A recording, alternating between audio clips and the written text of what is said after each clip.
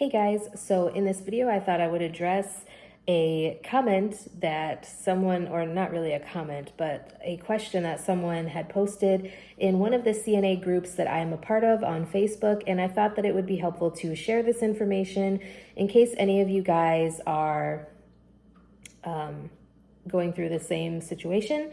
So this person says, any advice when it comes to turning patients and changing their briefs? I'm afraid I'm going to hurt them, roll them too far, or that they'll fall on the floor. Their backs are so stiff and 1/3 of them are in pain most of the night. First of all, I would say more than 1/3 of them are in pain most of the night. I've noticed a lot of residents tend to experience a lot of pain. A lot of it is probably from sitting in one place most of the day, especially for those who are bedbound.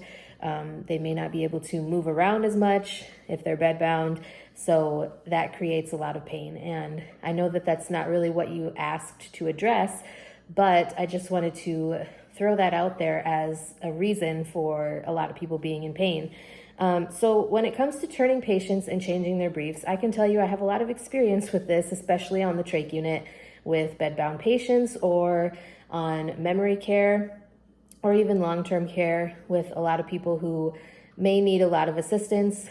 And I will say, if you are afraid that this person is going to fall on the floor, do not turn this patient by yourself. If you have to wait for someone to be there, wait for someone to be there, because the last thing you want to do is have somebody roll over, especially if they are unable to assist you in any way whatsoever. Definitely make sure that you have someone on the other side of the bed. I know that they go over this in CNA training, but it's not always possible to find someone who is willing to cooperate with you as far as like if you're working with another CNA. If you're working on night shifts, sometimes you are the only CNA, but the nurse is supposed to come and help you. It is their patient or resident as well as yours, and so you should be expecting them to come and help you. I will say that not every nurse is going to be very helpful. I have experienced my fair share of nurses who say that it's not their job and that they don't have time and blah, blah, blah. If that becomes a situation, I would talk to your charge nurse or your nurse manager, or your unit manager, whatever the case may be in your particular facility. But I will say, one thing is, if you are rolling a patient or turning them to change them, if they have bed rails, I know a lot of like long-term care facilities don't have bed rails anymore, simply because bed rails are considered a restraint in a lot of places, at least in the United States. Multiple states that I have worked in as a CNA consider bed rails to be a restraint, and so bed rails have kind of been going away. But if you are in like a hospital setting or a setting where the person has bed rails on their bed, put the bed rails up on the opposite side from like the side where you're turning them, the opposite side of where you're standing. Put those bed rails up if you can't find someone else to stand on the other side of the bed.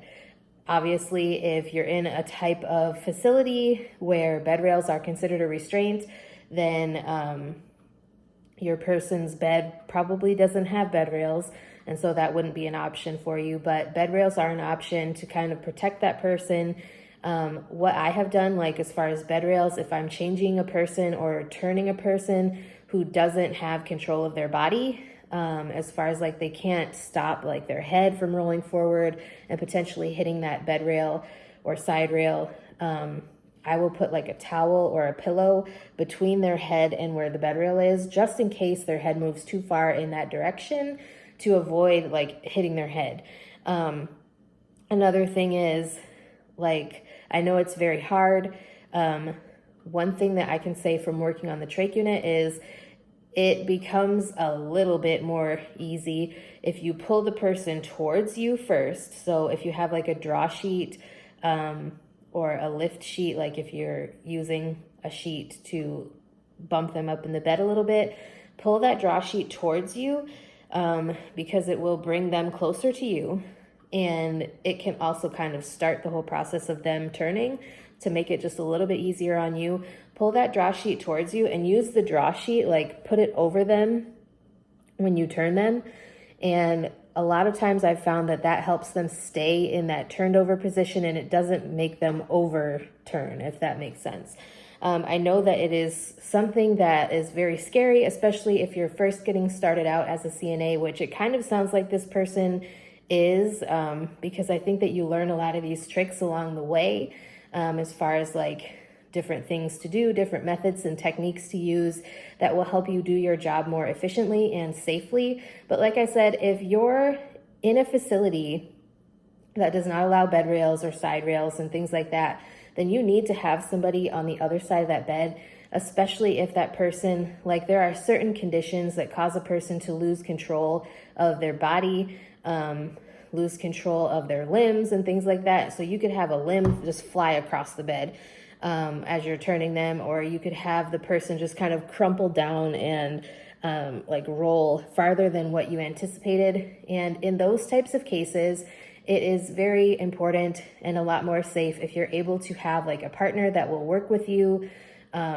just to protect that resident from flying out of the bed. I do think that certain states need to reconsider their bed rails or side rails are restraints. I mean, I get it, but at the same time, with certain cases, I think they're necessary, especially if you're going to have CNAs working short-staffed where, you know, there is no other person, or there's like 80 residents to 2 CNAs, and these CNAs are running around like chickens with their heads cut off, trying to care for everybody, and the other CNA is not always available to come help them turn a resident or turn a patient. And a lot of times, like I said, there are nurses that will help you, but a lot of times there are also nurses that would rather just sit behind the desk and watch YouTube, or, you know, go on TikTok and Instagram and be talking to people all night long. I've had those people as well. I'm not saying that all nurses are like that, and I'm not saying that all CNAs are not willing to help their partners or their coworkers, but it's important that if you're in a facility that does not allow side rails and things like that, you need to wait for help or ask the nurse. And if your coworkers are not helping you, this will not make you popular in any way, but you need to talk to a charge nurse or your nurse manager, nursing supervisor, director of nursing, ADON, whatever the case may be. You have to do what is best for you, and you have to do what is best for your residents and your patients.